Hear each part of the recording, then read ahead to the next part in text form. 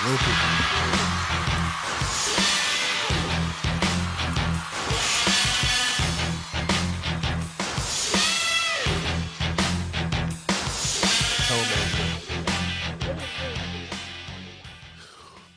back.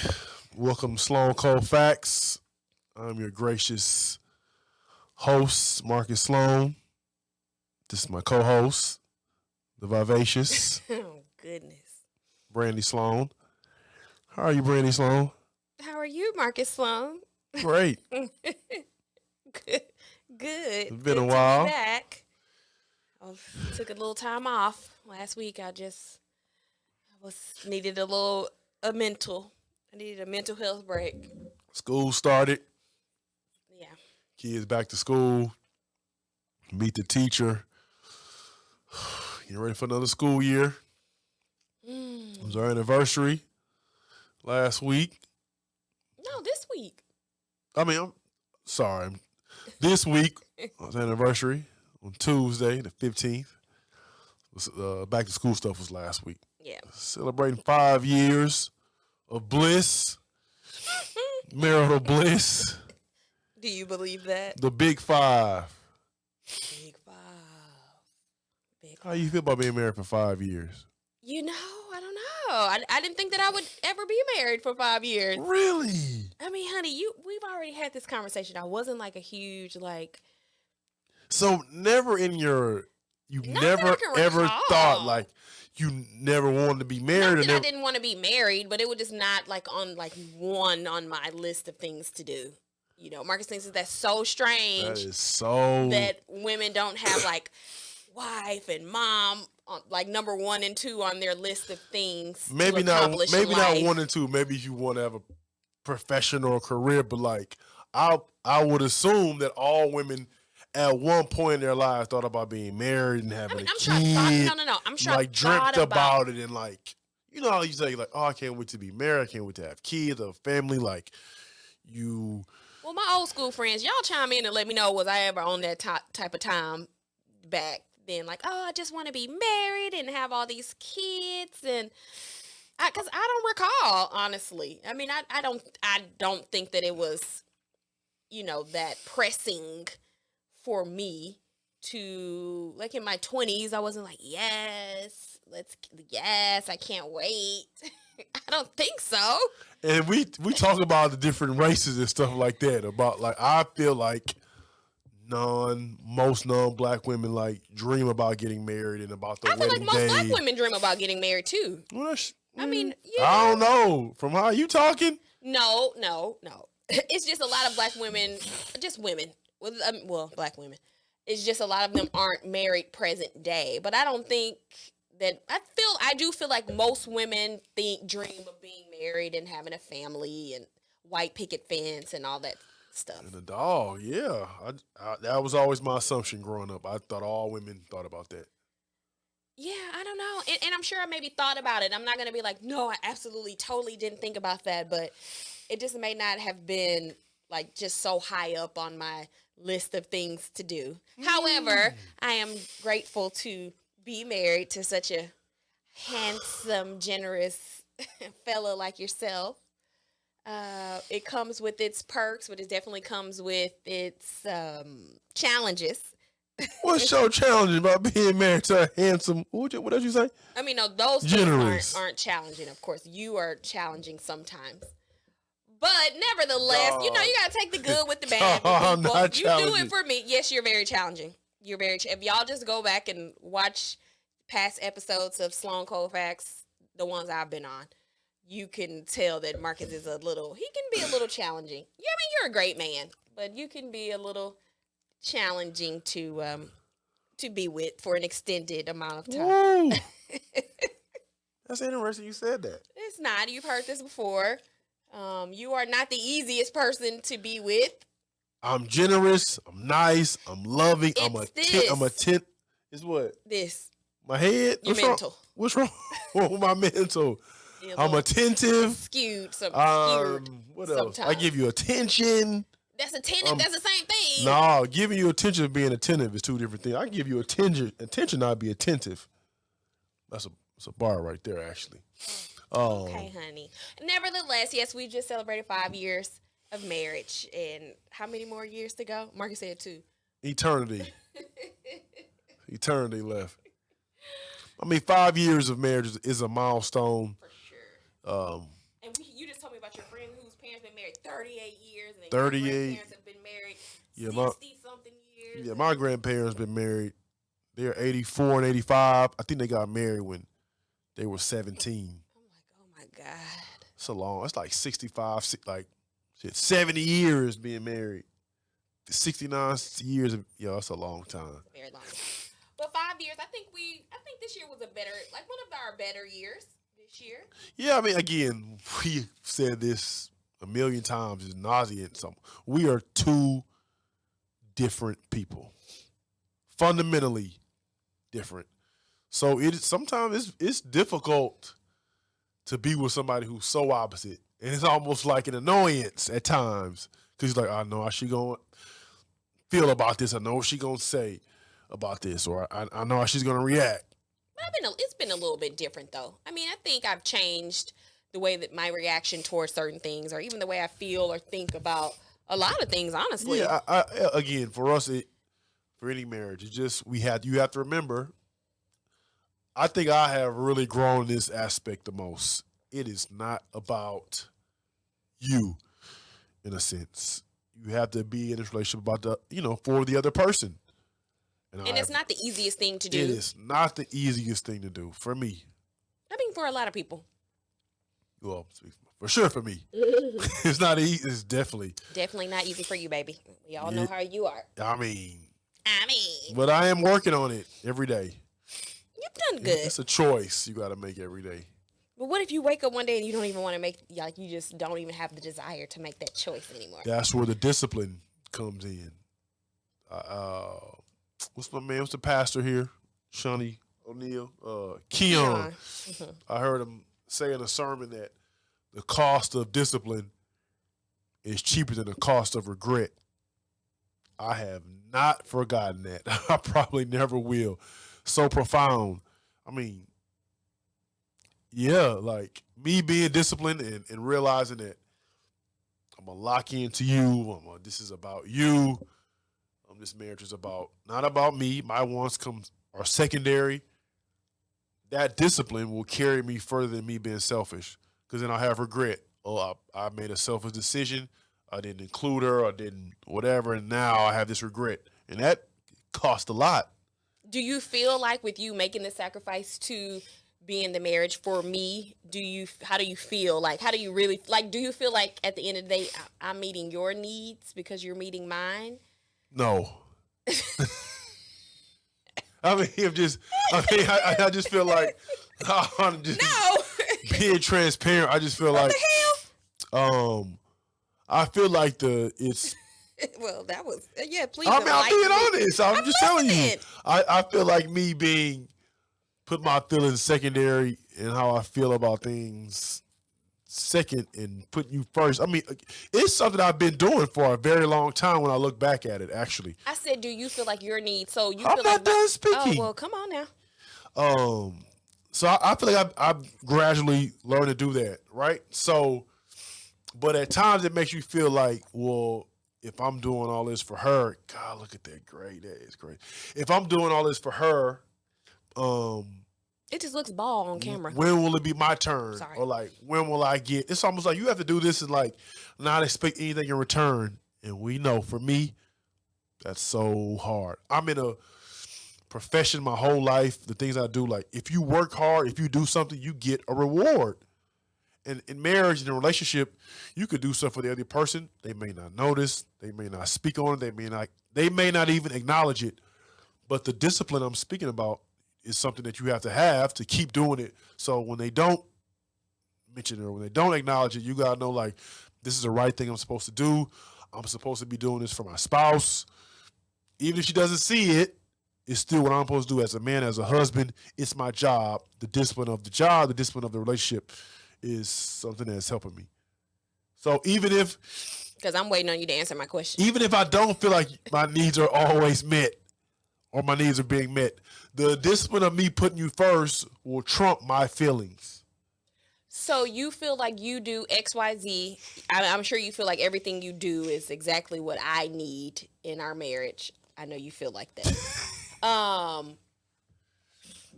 So with that being said, that might not necessarily always be the case. However, I know that's how you feel about yourself. So what in that makes you, so how are your needs not being met? Or what needs are not being met? Not that we have to talk about this right here because I don't need everybody in my business, because that thing that old girl just posted on Instagram is be some snakes in the grass. Yeah, so we'll talk about that too. I mean, we all like to say nobody bats 1,000. Are my needs But you. primarily? Yeah. I bet it might have been 1,000. I'm pretty sure. Of course, in your mind you think that. But my needs are primarily met. Are they met all the So time? why you just said no? The very first thing you said was no. Are they met all the time? No. Are Not mine all the time. met all the time? Are they? No. Okay. I mean, that's how you feel. But in your mind, you think that they are. Yes, in my mind, I feel like. But you know that that's not true, right? What need do you feel like I don't meet in your mind? The things we had, so we were in counseling. We had like one of our things to do was we had to write out a list of things. Well, this was premarital counseling. We need to go back. Yeah, I mean, your list changed? I don't think so. I just remember 1 through 3 on my list, and all you remember is 1 on yours. No. Yes. I remember a lot on mine, actually.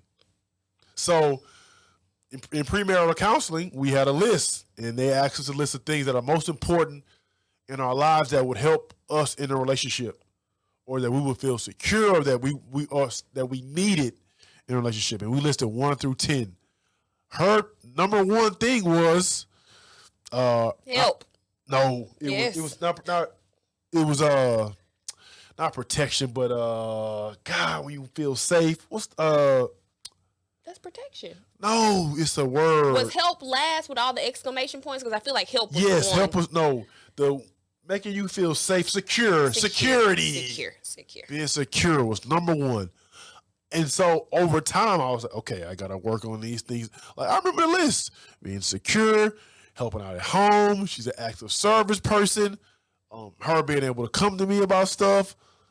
Me being transparent. I'm gonna look at my shirt and see. Yeah. You remember they said when we feel like we are not getting pull that the from shirts out. We're supposed to put the shirt on.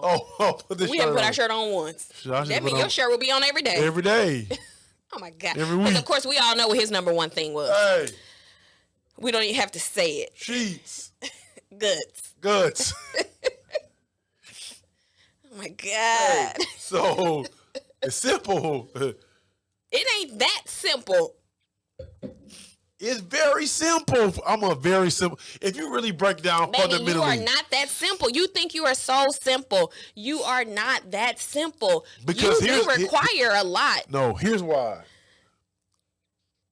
Again, in the playing sports, basketball particularly, when there's a lack in a team sport, like let's say, it's a basketball team. Certain guys have certain roles. Sometimes the roles aren't met. So some nights you got to fill other roles. So I have learned to fill roles in my life that are not met. Me, by certain different mechanisms, coping mechanisms. How? And I'm a little stuffy. Sorry, I got a little allergy, a little sinus. In what ways, honey? Because I know before it how just you depends. would fill roles. It just depends on what I need. If I need to feel, I don't know, safe or secure in certain things I'll do. Or if I need to feel a need to like. Has that ever been something that you needed to feel a need on? No, secure and safe? I'm just using an example. Okay. Like, or if I need to feel validated. I think I do pretty well there. If I need to feel validation. You turn within to get that, right? Because I've been trying to. What I may do is, like I may put something on and be like, dang, I can really do that. And even I fasted for like 3 days straight, no food. Oh, actually, no food. It was 4? 3. 3. I could have went 4. I should have just went on 4. But we had to go out of town, so you had to. No food. I didn't eat anything for 3 days. And like people say, it gave me so much clarity. I was able to like really tap into the fact that like about my confidence like within myself and like needing like understanding self-love. So but before that, going back to what we're talking about, yeah, like you kind of learn these different coping mechanisms. So like if it's, let's say I need Brand to do something with the kid and maybe she was busy, maybe she just didn't see it. Like I would do it.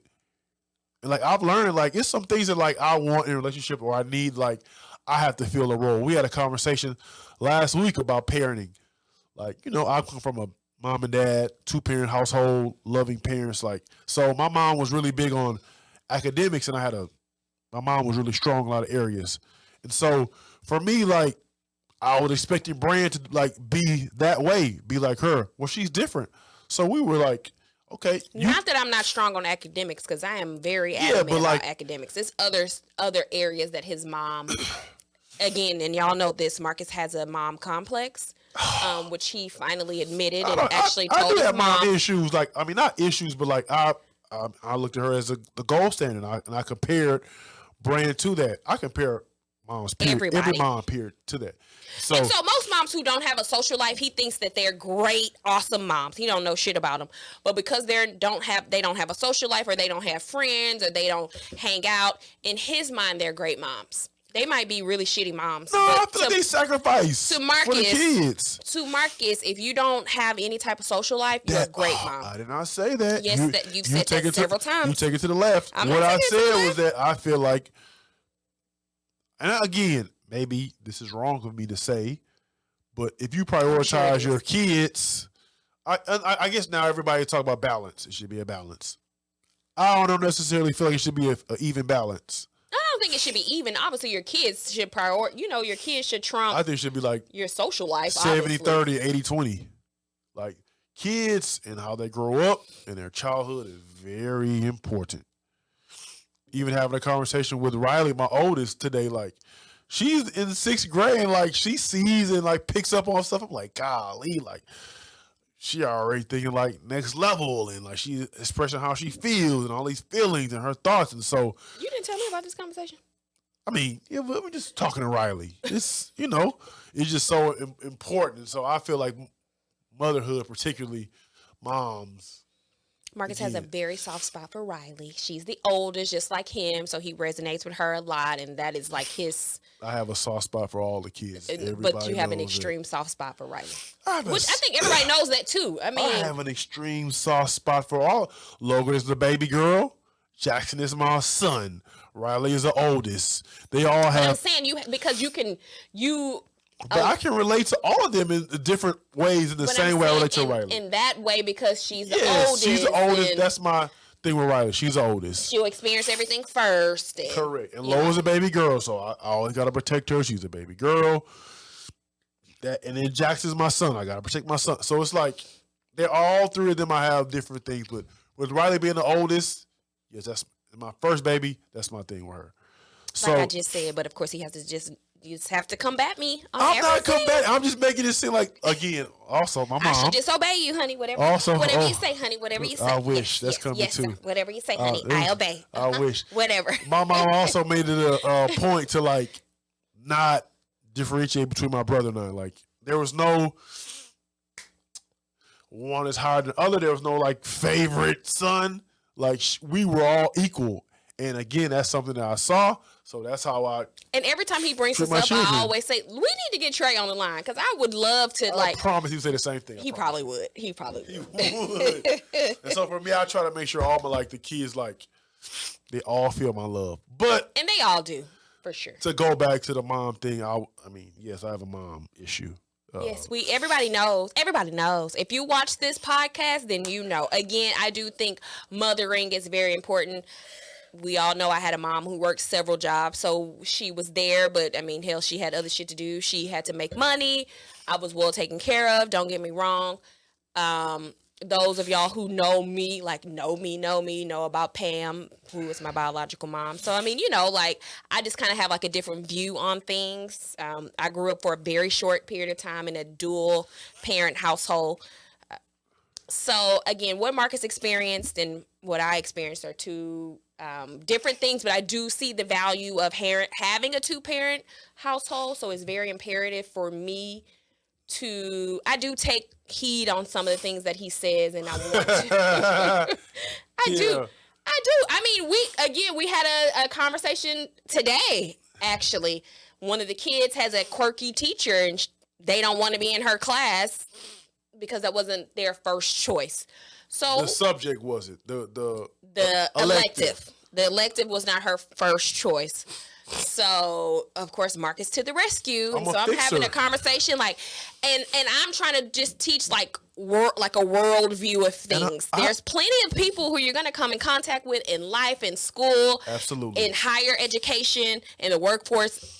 They will be opposite from you. They will be quirky. They might not be like you. They might not have the same interests as you, but you can't just quit your job or switch your college class or change your whole major just because you have a professor that is quirky or a little bit different. But of course, Marcus runs up to the school. No, that's not what she chose.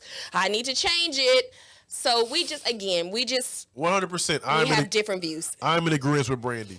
Certain times in life, certain things you have to go through adversity, you have to fight through. He's never been in agreement with me on this type of stuff. But the flip side is, like I tell her all the time, I had a dad who was a protector, who was a fixer, who, if I needed a change and it was something if he could do it, he would. Just like me.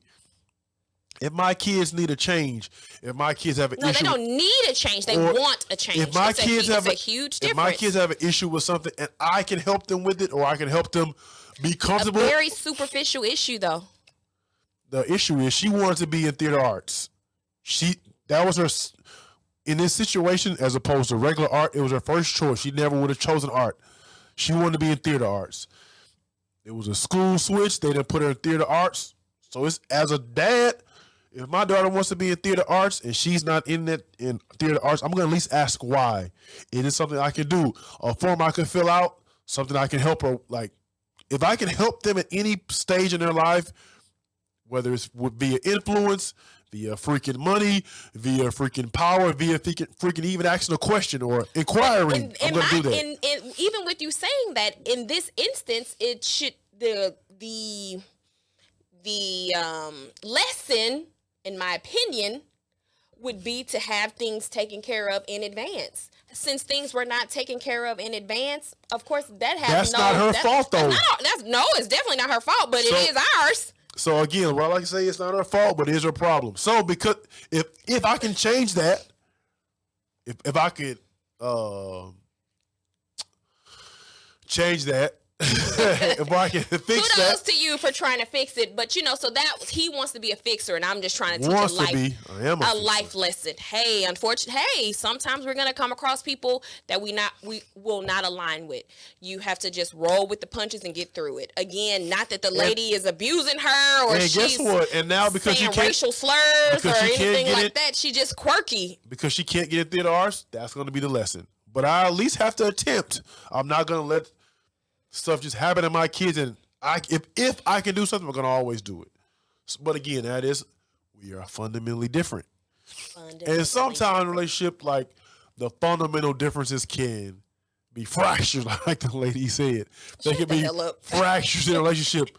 I think that we are trying, and we have tried to do the best we can at, like, not letting these fundamental differences, like, affect our relationship. Not that I think at the end of the day, I don't know if we would let it, but I think we do a good job of, like, not coming to a happy medium because we feel how we feel, but at least, like, I mean, you express yourself, I express myself, you gonna do what you gonna do, I'm gonna do what I'm gonna do, or, like, at least just voice how I feel about it and tell you, hey, that's whatever you decide is what you decide. But we always at least come together, like, in the sense of, like, we don't let that interfere with, like, what we have. I mean, it's a big deal for me because growing up with my stepmom, I was a huge, like, how I moved or how I acted. It was a major interference with her and my dad, which caused, I'm sure, tons of, like, friction between them. And I've been very expressive to Marcus, like, in a blended. Thank you. You see me. He know what I'm talking about. In the blended family, I can locked in, though. Shut the hell up. I can see how that may cause strife or issues. Just looking back on my situation with my stepmom and my dad at the time. Not at the time. I mean, clear, whatever. like the strain that I put on their relationship. So then they ultimately made a decision to let me go, live back with my mom and like all of these things. So to me, it's And that very, affects Brandi. it does. Whether she today, it affects her. And so I understand that. And again, which is why I'll pat myself on the back, but like I understand that about her. You think it affects the way I would move or think or act? 100%. Yeah. As particularly but negatively, this is what he's saying. It's not a negative. It's how you, again, it's childhood trauma. I'm learning so much about that. Like no matter what happens, we always go back to that. I mean, it's how we were brought up, and it's something that always is in our subconscious. So that period of her life, she went through that, and it still affects her. And even when it comes to Riley and Jackson, like I told her this last week, it's like I'm always going to be there to make sure everybody's okay, her and the kids. And so I know that she went through that, she experienced that. So like I have to be mindful of her feelings and needs, but also of their feelings and needs also. So it's a fine line to find balance. And I think the older I'm getting, the more I understand, like, not that it's not Brand's fault, but she grew up a certain way. She saw a certain thing. So I cannot expect her to look at out of the situation out of the same lens as I look at it. Right. And it's time. It's maturity on my part to be like, hey, you are the man. You and are not that the I'm husband. the stepmom from hell, and not that my stepmom was either. And I may have caused her to be that way. Now, as an adult, a grown woman, a mom, I can look back on some of the things that I did. I didn't make it very easy for her because I was definitely a terror. And I can acknowledge that and say that not that Riley and Jackson they're not bad kids. They give me a run for my money. They all of them do because I'm not like a huge kid person. Another thing, we talk about that too. I just expect them to be just like young adult, like have a young adult mind. You want to be 18, but I always tell Brand like you got to give them love. Like kids need love; they need to feel love. I show love in a different way because of the way love was shown to me. It's different from Marcus. He very affectionate, hella affectionate. Like even with the time, like Brandi has not been working since December. Yeah. I could probably count on one hand how many times I have not picked the kids up since then, or I have not dropped them off since then, or even like went upstairs, like tuck them in, say prayers. It's like kids need that. And he's better at that than me. Correct. But I also think, that's what I tell her, like, they're kids. They are going to react how you react to them. Brandon, we always talk about the adult kid brain.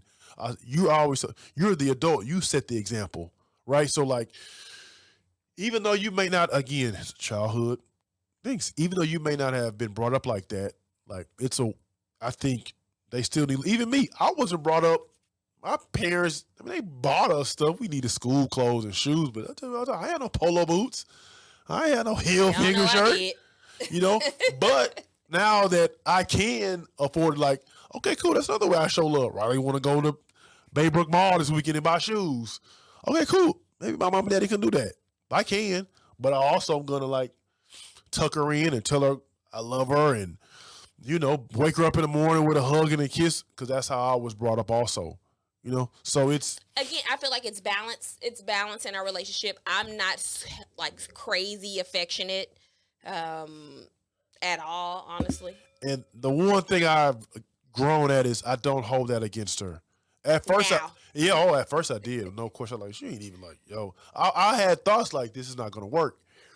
If she can't be affectionate, she can't be loving, this is not going to work. But again, I had to remember how she was brought up. She was not brought up like me. I cannot hold that against her and it's like throwing a baby out with the bathwater, like, pun intended. Like, because she was brought up a certain way, I'm not going to be like, man, like, fuck this, I'm out. Like, she got to figure it out. Like, but I have done better. I have to give her grace and time done better. And patience. And again, it's a blended situation. How I would handle things, she would handle things, and vice versa. It's sometimes Brand is better at certain situations than me.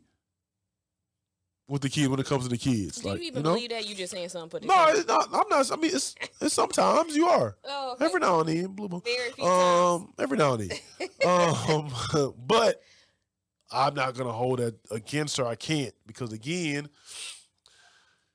my relationship with Brandi. Don't get me wrong. Being a dad is very important. There is, I don't, not many things ahead of that, right? But my relationship with her trumps that.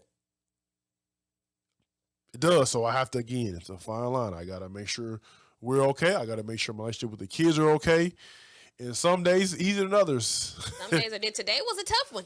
Today was a tough one for Brandi. And again, I got to like maneuver through everybody like a minefield. But that's a part of it. Again, that's why when guys be coming to me, I'm like, hey, man, this shit not easy. But I think over the years, from 1 to 10. But I think about a lot of that, too, is you have grown up and matured. Because a lot of that was... I mean, I was hurt in this situation, a lot of hurt. And again, like... Something the kids had no control over. They was here. Right. And I'm different when it comes to that. If it's kids or somebody I had no control over, I can't be mad at them. I ain't hold on. Don't turn type of way. Not mad at them, but like I wouldn't. Again, my feelings would be different, but we are different people. She reacts differently. I can't expect her to be like me. So with grace, with time, with patience, and some of that is me. Again, not putting how I feel first. Telling her, you know what, babe, I hear you. I understand you. I'm sorry you feel that way. How can I make you feel better? Although it may when not. Does this happen? Although it may not be what I want to do. I may want to be like, man, suck it up. Like there's a kid. You got to grow up. When do you do that? I ain't do this morning. Ask you how you felt about it. Like talking about it. Later on, you left the house. Didn't even give me a kiss. Nothing. Just left with your kids. Well, we were rushing too. Nah, so. you wasn't just no rushing. It was. And then you came back hours later. Is everything okay with you? But you don't really. It wasn't an hour. I think it was hours. School. You don't handle. You aren't very good at handling like not adversity, but like conflict, like emotional conflict. That's something that you have tried to like grow with. But you are not very good. No, because at that. Because again, it's on to the get over it, on to the next thing. You're an adult. In my mind, you're an adult. If it's an issue with a kid or a kid make you feel a certain type of way or the kids make you are an adult. But I'm learning emotional conflict with Brandi. She needs to feel like we're on the same team, on the same page. Even though I may feel differently. That is very difficult for me to do. And I don't mind you feeling differently. No. Yeah, no, I'm saying it's very difficult for me to feel differently, but still be like, I'm with you, babe. Oh, yeah, no, you ain't going to do that. You know, because I want to be like, but, I mean. You definitely not going to do that. That's what, she needs that, and I'm working on that, as opposed to me being like, hey, I feel this way about it, so should you. Oof, y'all pray. I'm very big. He's so big on that. Yes, but and I'm always so opposite. I mean, it's not. Oh, yes, for her, again. Anyway. You know, she is going to pray for us, y'all. if I'm dead wrong, she will ride for me. Like, no, I am kind of in the middle on the opposite of that.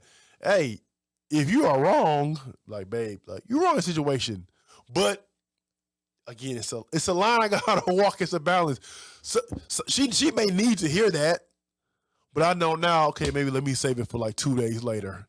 But today she needs to hear we're on the same team, we're on the same page. I mean, we should always be on the same team, even though we have difference of opinion. No, but never on opposite teams. Well, no, not on, but like I hear what you're saying, I'm with you. Even though I don't agree, I'm with you. If it's not something that he feels or he thinks or he deems worthy or right, he just rarely with most, well, no, I'm going to just say me, because somebody else could come, because I always tell him this. I tell you one thing, somebody else is going to come behind me and tell you the same exact thing, and you are going to be like, oh, okay, I get it. I understand. But we talked about it. This was it's like a second opinion. No, this was like a year or two ago, but it was when you said that you thought that I just want to be against you. Yeah, well, yeah, because Brandi wanted to, she always used to feel as though nobody ever told me was wrong. Yeah, I went through life with unscathed. No consequences. Yeah, nothing. So her reaction to things or her thought process in my mind was like, oh, she just wanted to make sure like I get what's coming to me, or I'm chastised, or I'm corrected. So that's where I thought she would always come from on any of her, feelings or thoughts about things. So But you do know present day that's not the case, right? correct. But you agree, you used to think like that. No, I never thought like that. Okay. No. That's what you thought of me. Oh, okay. Never did I think like that. Mm-hmm. Whatever. So the 5 years married, blended family, it had its challenges for sure. And again, now the kids are getting older, they have their feelings about things, so it's like, Oh Lord, don't they? well, not really. I mean, Riley and Jackson do. Logan, she's so oblivious. All she knows, this literally all she knows is what we have. She really knows no different. She never asks any questions. She doesn't. All she knows literally is me, Marcus, and Riley and Jackson, come 3 days a week and every other weekend. That's all she knows. Riley and Jackson, she's a little selfish too. Is she selfish with what? Like just her being? Yeah, because in her mind, she is an only child. Correct. In her mind. Which I get, which I try to tell her differently, but I understand because I grew up as an only child, so I get it. And again, for me, I have not that I get upset with her about that. Because I have siblings, but we were never raised in the same home. So in her, she see her siblings very often. I mean, every day. So I'm not sure about that. But it's the things I thought mom should do, or a mom should do. Brand, we talked about it. Because I have experience in it, because my mom did it for me, I have to do it with them. Whether it's academics, whether it's being nice to your siblings, whether it's sharing things. I had the example in my mom. Because I was trying to tell Marcus, like, you have the example. You grew up with this. I didn't have a mom. I wasn't raised with siblings, so I don't know how to. I never had to, this is what siblings do. They fuss, they fight, they argue. I never did that because I didn't grow up with a sibling, or my mom worked. So she may have sent me to tutoring versus being there, like, with me, going over, like, math, because it's my worst subject, going over math with me or whatever. Like, Marcus had that. He had that example. So I was just trying to let him know in some areas, myself or his ex, we are not very strong in certain areas, because we didn't have that example growing up. She grew up with a single mom. I grew up with a single mom.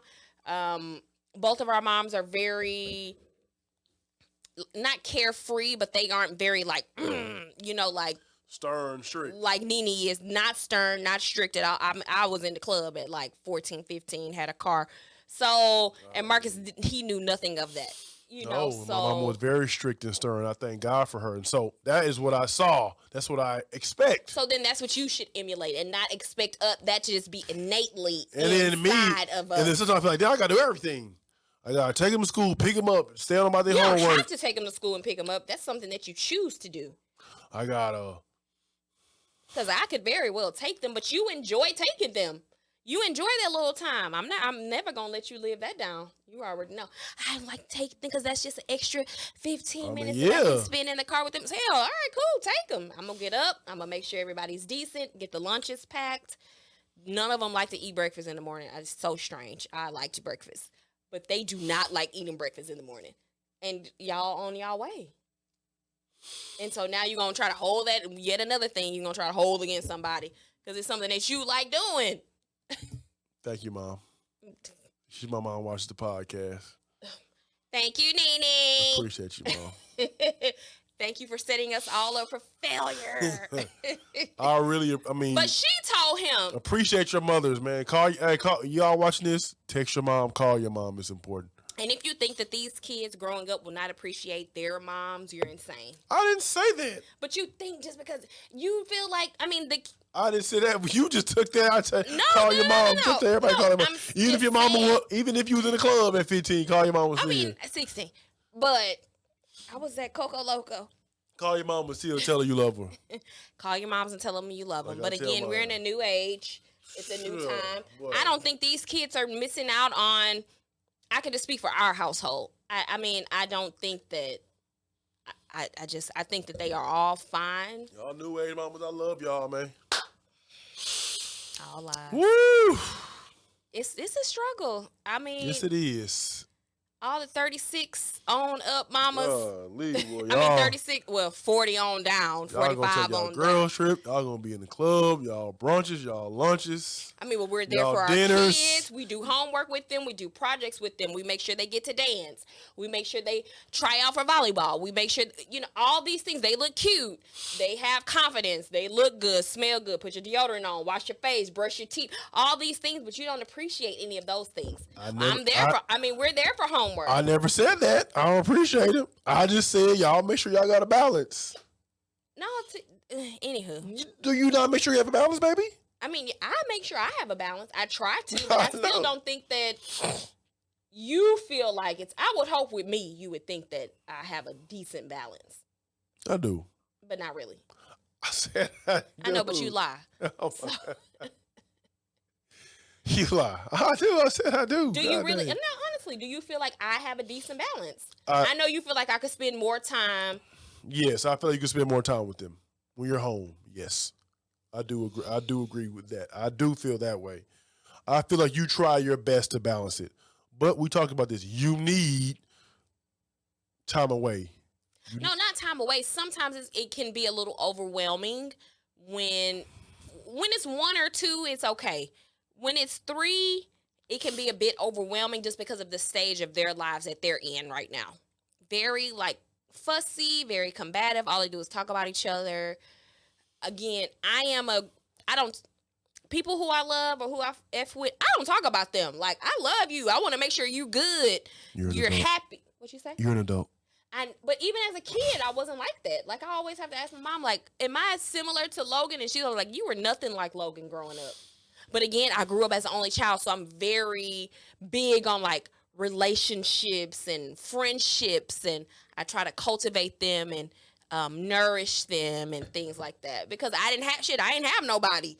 So that's something that's very important to me. When you have, especially with Logan, it's a little different because half the week it's just her, and then the other half of the week is siblings, and she still hasn't, I guess, figured out a way to navigate through that. She's getting better, but I mean, it's like anything else. I mean, just take time. And then Riley and Jackson, it's them 7 days a week, no matter where they are. If they at our house, if they're at their mom's house, it's them always. So they have a bond and a pact, which most siblings do. So then, of course, they look at Logan as the outsider, and they treat her accordingly sometimes. And so does Logan.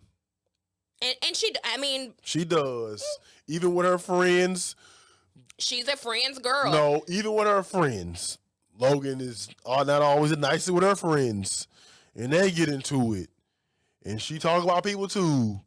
And she don't, again, it's kids. What I try to tell Brand is like, I've been dealing with kids for a long time. Like siblings, mix, step, half. Like it's a different dynamic. Kids are a different deal. They all growing up. They're going through things. Like they're all going to have their flaws and their issues. For me, I just try to, as much love as possible. You got to let them grow, give them some structure for sure. But just like they have to feel that you're there and that you love them. That's important. I think that's something that both moms and dads have to do. And stepmoms? Huh? And stepmoms? You stepmom? Said moms and dads. I'm like, and stepmom is a mom. It's mom. Well, not really. I mean, that's another thing. It is a mom. It's a mom. Yes, they have their biological mom. I just never wanted you ain't gonna overstep. There's no very big on that. There's no overstepping when it comes to love and attention. No, I didn't say love. Again, I'm just not the most outwardly. I'm just not very affectionate. I show love in other ways. Marcus doesn't get it because he's very affectionate. I'm not very super affectionate with kids, with any damn kid. I'm just not a super affectionate person with kids. During the pandemic, I became definitely more affectionate with Logan. I mean, obviously she grew in me and I birthed her, but it was not something that I didn't grow up with very overly affectionate parents. I just didn't. They were not very affectionate at all. Present day, Marcus feels like it's just so weird. He was like, I've heard you and your mom say I love you literally a handful of times. Not even a handful. Not that we don't love each other. It's just not. I never even seen them. I said never seen them hug. I could count on one hand the time they hugged. But how often do I hug Logan? How often do I tell her I love her and You kiss her? do It's a lot. a lot. It's very. But again, I do know that it is only with Logan, Correct. and he has a problem with that. I ain't say never. He's never voiced it, but I know that that's something that he has a problem with. But I try to give them love in a way that I feel like they would receive, honestly. And they don't because they're kids. It's like, again, I feel like no matter what, I mean, I think Brand is a testament to, I think kids need love, not just for today or tomorrow. I think it helps when they have love as they get older, as they foster their own relationships, because it's important to have that interpersonal relationship with kids, like with people, with affection and love and hug and telling people you love them. I think it's important. But again, she didn't have it, so I can't like hold it against her. Although she does show Logan that. I mean, over time, we talked about this before. I can't like force her to do something. I can't push her to do it. I'm again proud of myself that I don't hold that against her, because everybody knows how I feel about my children. But she has her own process, and I have to respect her process. Not always easy, but I have to respect it. I think that Riley and Jackson know that I love them. I don't say it very often. I do feel like I show it in a way that they receive. Marcus thinks not. No, I don't. I didn't say I don't think not. It just I said I different. think I show it in the way that they receive me. He was like, no. Maybe we might have to Okay, rewind maybe. it, so maybe I made that up. Because I will make some stuff up. She will make some But stuff I up. feel My like God. that's what you just said. But again, I try to give them love in a way that I feel like they will receive. For me, they are not the most affectionate kid. Logan, no matter what, mommy, can I have a hug? I love you. But again, we just Give said me a why. kiss. You've always given that to Logan, so that's all she Really, knows. she's giving it to me, honestly, me and my mom. Because even with my mom, she's very granny. I love you. Let me have a hug. But let me have a kiss. why do you think that is? Because Logan gets that a lot. She gets hugs and kisses a lot from you, or she has gotten that. No, she's just a super affectionate kid like you. Everybody that knows Logan knows she's like a hella affectionate kid. How you know how I became affectionate? I got affection. Yeah, I know. I know that. That's same for Logan. She didn't just wake up. She's not Riley born and with Jackson affection. are not very affectionate. Jackson a little more so. Riley is kind of coming into it this year. Riley was, and she grew out of, she went through like a little thing. Now Logan's not affectionate. So I'm not gonna force them to be affectionate or to be like extra or like anything. I try to like mimic, and I've always told him I try to mimic what they give, I give back. But Marcus thinks that that's not a You're good an thing adult. either. I think adults. No, you can't mimic a kid. Not that like with an attitude or anything like that, but if they want to talk, if they want to be hang around, or you gotta lead with love. Like you have to initiate stuff because you're the adult. if they want to hug, or it's like, yeah, if it's two adults, of course I'm gonna give you what you give me. I mean, I'm not like that, but no problem. But when a kid, especially someone that's your parent or you're rearing, like you have to like lead and be out front. Well, I'm learning how to be a parent and a step parent. This is all new to me. Okay, I'm learning how to be a better parent and step parent than my parents were. So I have grown 110% from the beginning of time to now. I will say, Marcus might say something different. I feel like I've grown a lot in the way I think and the way I process things and the way I handle things, me personally. And I also think that I'm an example. I think sometimes Brand, like, not that you don't want to see the example, but You're an example of what, baby? Of like parenting. And why do you feel like I don't want to see that? I think you do a very awesome job of parenting. Not that you don't want to see, but like, you know how you said you gotta like learn on your own. Like for me, like I'm gonna give you an example. But again, people have to do it on their own time, in their own pace. Because I am one way, or because I love a certain type of way, or I have an example. That's what it is. Because you do things a certain type of way. That doesn't mean that I have to mimic that 100%. In your mind, I should. However, that is not the case. And you are you, and I am me. Now, do I take notice of some of the things that you do? Do I try to incorporate some of the things that you do? Absolutely. I'm never going to be you. I mean, no one could be me. And you're never God, gonna be me. God made me unique. Thank you, God. Thank you, God. Thank you, God. Thank you, God. Made me me. But yes, I mean, I try to give, again, I show love the way I was shown love. I try to give anything they say they want, I try to give it to them. Whatever they want, whatever they need, all they got to do is say it and baby, they'll have it. That is one way that I show people, not just them. Marcus talks about me all the time. You can't just give, like if I go to a baby shower, I can't just give one gift. It has to be at least 2 to 3. I have to go above and beyond for people that I love. I have to show up for people that I love. I might not be like, I love you every single day. No, but if you need something, I'm there. If you have something going on, I'm there. If you need me, I am there. I might not tell you every day, I love you, I love you, I love you, but I feel like I try to show you with my actions by giving you something that you lack. Marcus takes care of the affectionate part. And I do that too. If they need something, if you don't get it, I'm gonna get it. But 9 times out of 10, if they tell me, they gonna have it. They gonna tell Marcus, like they'll have it the next day. They'll tell him it'll come. It's gonna take a little bit of time because he's not gonna remember. But if they tell me, immediately they will have it. So again, that's one way that my mom. I grew up yes, I grew up poor. Not poor, but we weren't well off. But if I said I wanted something, she made sure I had it. I had 16 car, 16 cell phone, 16 anything I wanted, I had it. And that's the one way. She wasn't like overly affectionate or overly verbally affectionate. She was not. But anything I said I wanted, she gave me. Even present day, this lady still pay my cell phone bill. She pay my insurance. Present day. At 40 years old, present day, she does all of these things. She's not going to be like, oh, I love you. Oh, you did a great job. She's not going to do that. Kids need that. She's not going to say that. Parents, kids need that.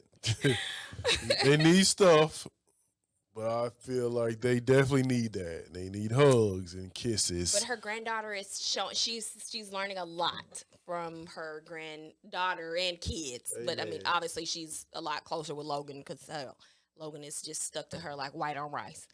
But she's learning at 75, but she's learning. Phew. Yeah. Again, everybody didn't grow up like you, baby. And I'm coming to terms with that. At this big age. I'm coming to terms with that. And I don't hold that against you. Now. Yeah, now. For years and years. I just didn't understand. And he just didn't. And I still think he struggles with understanding, honestly. I mean, yes, because I feel like adults have the capacity mentally. Asking a kid to change who's 10, 11, or 9. No, I'm not. I'll never. I mean, there are certain things that they need to be better in. Don't get me wrong. But then it falls on the parents. But me and Marcus have 2 totally different parenting styles. And their mom has a totally different parenting style. So we're all even with that, we're all just different. Even with that, like you can't not lead with love and then be stern or strict. Like it has to be some type of balance. Like again, for me, I'm like I shouldn't. Every now and then I'll cuss. I shouldn't. But you do. But also I lead with love also. So are you saying that I don't lead with love? What I'm saying is that they need a little bit of a balance. They have a little bit of a balance. They know I'm on them, but they know like daddy's gonna do X, Y, Z. And also too, that's the balance. When I think about my parents, my mom was she was the straw that stirred the drink. My dad was just there as a protector. What your mama say? Your mama said, "Do this." He was authority. Like if we got something she couldn't handle, he was there. But when it came to academic, my dad handled sports. That's what he handled: sports and discipline. Do you really handle academics? Like really? No, because I thought that was a mom's job. I mean, so who handles it? Moms, I guess. But I mean, I think. I'm talking about in our life. I'm talking about like real life. Oh, you handle it. So, okay. But I need to do a better job of handling it. Also, because even again, my mom, I couldn't make a C even with the test score. I had to have a certain score, and she was very like it was. I had to. Do you? I mean, again, like we just had these test scores. Oh God, y'all, this TOS test, whatever it's called, this star test. Whew, it just really. I'm so sick of it. I was sick of it when I was in school. I'm so sick of it now with the kids. I used to enjoy the TOS test. Like try to get the highest score you can. That movie. But again, our kids don't have that mentality. They do not, unfortunately. I'm not exactly sure where they would. That is my job to instill that into them. Like it was instilled to me. You want to shoot for not perfection, but you want to be competitive and you want to like try to reach your highest you can get. You try to get the highest score possible. Because like how you do anything is how you do everything, right? So if you achieve and want to strive and be the best, that's important to me, and I need to start instilling that into my kids. At first, they're young. They're okay. They got to grow up now. It's time for me to start instilling that into them. But you feel a way about having to or wanting to instill that into them? Because for me, no, I don't want mediocrity at all. But do I feel like you should strive to make like good grades and things like that? Absolutely. Am I very big on academics? Absolutely. Do I know everybody's like level of like where they are and what they can achieve? Realistically, I'm a very realistic thinker. Yes, I am. Marcus sometimes is a little unrealistic. About what? About you talking about academic stuff? Correct. Or again, I don't want unrealistic. Sometimes about academic stuff. I haven't even really done a good job of instilling them like you need to reach for the highest score you can. It's time though. I'm going to start. I don't want them to think like making a C is okay. No, who thinks that? I'm just saying. No, I don't want them to like go over the edge and have to like stress themselves out. Adderall and all that stuff. Like I don't want them to have to do that. I think it's a healthy. They need to have a healthy, not fear, but a healthy understanding of you need to always strive to be the best. I agree. But do you feel like in a blended family where we are raising them here and then their mom is raising them there, do you think that plays a role? It does, but we got to do your job. That's all I like to say. I'm not even doing my job, or we not even doing our job as far as instilling that into them. We cannot worry about anything else but what we do in this house. If this house, we say, hey, you're going to strive for excellence. They go somewhere else and it's not that. We got to keep instilling this so when at least they have it. Because maybe it'll click on, they got to do it all. And again, it's part of my job, our job to make sure like this is their mentality at all times. Even, again, because at some point your kids are going to leave and go to college. They're going to leave, when they leave the house, they go to school. They're not with you 24/7. Right. There's other influences involved. So if that is ingrained in them like it was ingrained in me, I'm a very competitive person because of it was ingrained in me. For my mom and my dad. Is your brother very competitive? Because y'all had the same upbringing, the same rearing, the same parents. It was a difference when I left, though. That's the thing. It was a difference. When I went to college, it was a different upbringing for him. He was in 10th grade. Yeah, when I was a freshman in college, he was a sophomore in high school. I ain't had no choice to wash dishes. It was either my turn or his turn. When I left, he had an option. Shit, I had no option. There was no option for me. There was no options not to be the most successful I can. There was no option as far as chores. I had to be the best. I had to try to be the greatest. Something we talk about. So, again, it's on us. But it's a part of the blended family, part of our marriage. And we got to talk about, speaking of marriage. Well, it's time, brother. No, we're going to talk about this. God. Sorry, Q. There's one thing we got to talk about before we go. The lady on Instagram. Okay. Go ahead, tell them. So it was a young lady on Instagram. She was getting married. She was up at the altar saying her vows with the pastor and her soon-to-be husband. Now let me play this. Okay. The preface. For better. For better. For worse. For worse. For richer. For richer. For poor. For poorer.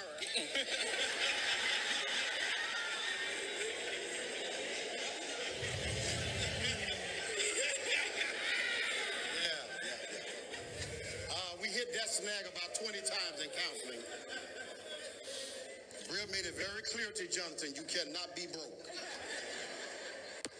In sickness. In sickness. And in health. And in health. To love. To love. Cherish. Cherish. And to obey. We didn't talk about that one in counseling. We did talk about that in counseling. Yes, we did. So you want me to repeat that again? You Okay, that's it. I think we can Oh keep my that. God. Yo, listen. And we're going to probably have to touch on this, not next week, because Marcus has a very special guest next week, but the following week. Listen. The for rich or for poor, I heard at a wedding before. Key, ha ha. You laugh at the poor part. That's a whole other topic. A man can't be broke, women can be broke, but whole other story. But that's not in his vows to her. It has absolutely nothing to do with for rich or for poor for her. Yeah, there you go, sis. You making my point. So You don't have a point to make with me. no, but I'm saying the rich or poor. Okay, she didn't want to say poor in the vows. To love and obey. It's such a big deal to say obey. I told Marcus, it's just the word to me is a slave term. It obey, like you're not my master. I don't have to obey you. It's just a slave term for me. Not to say that I don't respect you, respect what you say, try to follow you, try to mimic and emulate the things that you do and what you stand for. But the obey, and I told him when I said when we said our vows with sis at the courthouse, I don't recall her having that in the vows, to be honest. Obey, I know sometimes they take it out because people feel a certain type of way about that particular word. For me, it's a slave word. I'm sorry. I respect you. I follow your request or your, not demands, but whatever you say, I 9 times out of 10 go with. 9 times out of 10 I do go with it. It's just that word for me, like boy. A lot of black men don't like to be called boy because it's a white racist word in their minds. Because you're a man, you're not a boy. It's a difference. But that has obey, nothing to do like with you're that. not my master. So yeah, we'll touch on that next time because we are definitely over time. We are not over time, but We are we over will. time. We don't have enough time to go into this in detail. We will definitely talk about this because it was ridiculous. The one time you could key with the rich or poor, whatever. That obey, not saying that, and like, yo, you at the wedding, you at the altar doing, like, what are you doing? Okay, but if it was no audience, then what? And It's she didn't- still, you in front of the pat. Like, what are we doing? Why are we doing this here? The first one, you get away one key. I This know, but second honey, one, I'm saying, so the key, is it the key or the fact that she didn't want to say obey? it's the fact that, like the pastor said, we've been over this. What are you doing? Are you doing this for show? And so Like, I looked it up, but Marcus and I are going to look it up together to do a deep dive into the obey as far as like what the biblical standard of that is. We will do that. I also said this. Non-black women, they don't be having a problem with that vow. But that's for And sure. non-black women are taken care of. They don't fucking work. Oh, All they do is have kids. so that's a requirement. I mean, that's what I'm asking. Is that the requirement? You gotta be taken care of, and just for you to I obey. was telling him earlier today, no, we don't have to be taken care of because most of us have our, well, unfortunately not me because he made me quit my job. You can go back to work. Most of us, that's what you say. You can. Yeah, but I told you I would do a certain thing and I'm going to stand firm on that. So it's your decision. So we clear. I mean, we agreed. Did we agree or no? Yes, We're totally getting off topic. but I also say you can go back. I mean, yes, I hear what you say, but then that's gonna like stop maybe some of the things that you need to do. You Whoa. need to go out of town. You need to. We made it work before. I'm just saying. We weren't able to go to a lot of stuff before. But I think now we can make it work. Okay, well, I'll be looking for a job soon. So with the obey thing, I just feel like, for me personally, it's not a word that I enjoy. I don't want anybody to tell me to obey anything. However, I will follow you as you lead me, so it's just the word. I don't even know what I was saying prior to you going on a tangent about going back to work. I didn't go on a tangent. I'm just saying, like, the whole, like, obey thing you talked about. You said non-black women, and you said they the first thing you said was they taken care of. Whoa. I mean, well, they are. Black women are taken care of. They are too. How many black women do you know that don't work? I don't even know many non-black women that don't work. To It's be a honest, lot of them. You go, know go them? to TCU. You know them? It's I not. don't know a lot of non-black women. The one non-black woman that I do know doesn't work. But again, because they don't work, they gotta be in the. They can't. They can say obey. I'm just giving an example. They don't have a problem with it. And That was for sis. it's some that don't work. It's some that do work that had no problem saying obey. I'm just saying. And- it just and seems. that's It just great for seems like them. it's only us. Well, you don't. I hate when you do that because you don't even know. Black men have they have a vendetta against black women. Quincy, turn it off. We do not have a vendetta. It's just accountability is what I always. Oh for God, me, please turn it off. for me, it's- Ooh, thank y'all for tuning in. for me, it's accountability. Sloan Cold Facts Season 2 episode. I don't fucking know. Love accountable. y'all. Be We'll accountable. Back. Quincy, get the music going, cause Be accountable. That's it. Black women. Quincy! Accountability. You don't do the music when it's time to go. it's time. We just go. We just end it. Oh, we just ended.